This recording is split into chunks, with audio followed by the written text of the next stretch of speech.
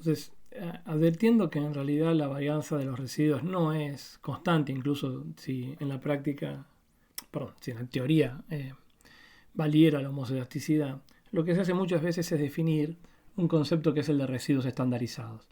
¿En qué consiste esta idea? Y bueno, es sencillo, básicamente es ingeniárselas para que la varianza al residuo sea igual a 1 y claramente no dependa del nivel de leverage que cada observación tiene.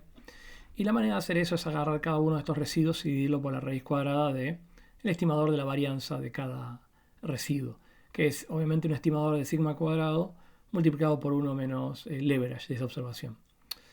Recordemos que el leverage lo podemos observar porque depende de las x's, así que esto es fácil de calcular. Lo único que tenemos que hacer es calcular la estimación de la varianza del error, que obviamente se calcula como la suma de los residuos sobre n menos 2. Recordemos, porque si bien tenemos n observaciones, se pierden 2 grados de libertad en los dos parámetros que estimamos, siendo la suma de los residuos, recordemos siempre, es obviamente la suma de esos EI, que serían los observados menos los predichos. Y todo esto elevado al cuadrado y sumado.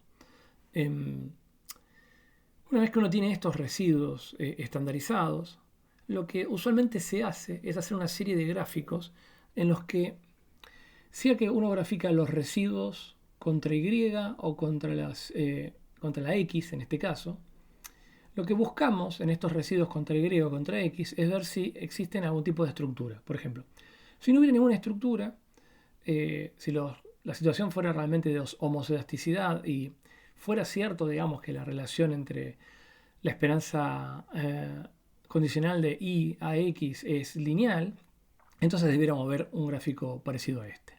Si vemos comportamientos como estos, debiéramos estar pensando que lo que tenemos es una situación de heteroelasticidad, volviendo un poco ineficientes a los estimadores. Recordemos que estos análisis de residuos son importantes porque lo que se pierde en muchos casos es, por ejemplo, la eficiencia del estimador. O lo que se daña es todo lo que es la parte de inferencia sobre los parámetros. Para poder estar muy seguro que cuando uno mide la significatividad de los coeficientes o del ajuste, estamos midiendo con la vara adecuada, con la distribución adecuada, tenemos que verificar que a grandes rasgos los supuestos se cumplen. Eso no quiere decir que si los supuestos no se cumplen, sobre todo los homoelasticidad, los de independencia o normalidad, uno no puede hacer la regresión. Ya vimos un ejemplo donde demostramos que sí se puede hacer. Y que la estimación muchas veces es buena, es consistente y el modelo es bueno. Lo que por ahí no podemos es creerle fielmente a los p-valores que obtenemos, o los estadísticos F, por ejemplo. De nuevo, digo, aclaro fielmente, porque después de todo sigue dándonos una idea, salvo que la dependencia de los errores sea muy brutal o la heteroelasticidad sea muy brutal. Sigue dándome una noción de importancia de los efectos que estoy estimando.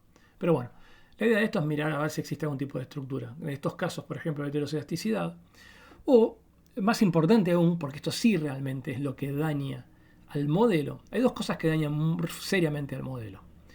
Que por supuesto en el ejemplo de modelo lineal simple es fácil de ver porque uno siempre puede ver Y contra X y ver que ahí no hay linealidad. Pero estos gráficos, los gráficos de residuos contra los isomeritos, se vuelven muy importantes cuando tenemos muchas variables. Porque ahí es donde pueden aparecer situaciones de estructura como las que se ven acá, que pueden ser remediadas modificando la estructura determinística del modelo, alterando esto.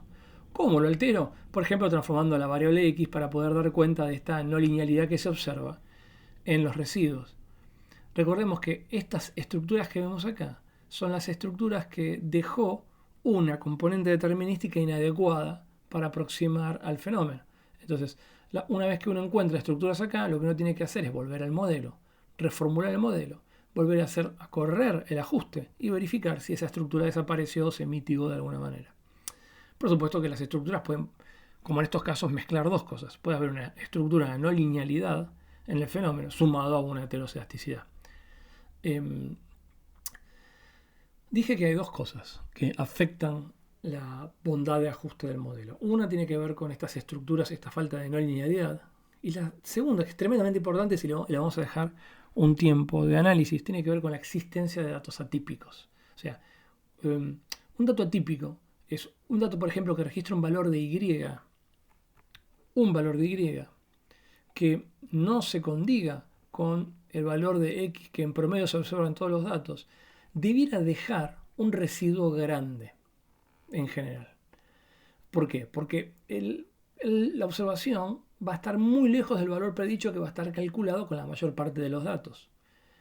Cuidado, salvo que este dato tenga mucha palanca y arrastre tanto la regresión como para enmascarar de alguna manera su atipicidad. Digamos. Eso puede pasar, pero en general pasa con muy pocos datos o cuando tenemos una relación de muchas variables contra cantidad de datos. Normalmente lo que ocurre es que un dato atípico, al ser un I muy distinto al I predicho, deja un valor de residuo muy grande. Y eso se observa en estos gráficos.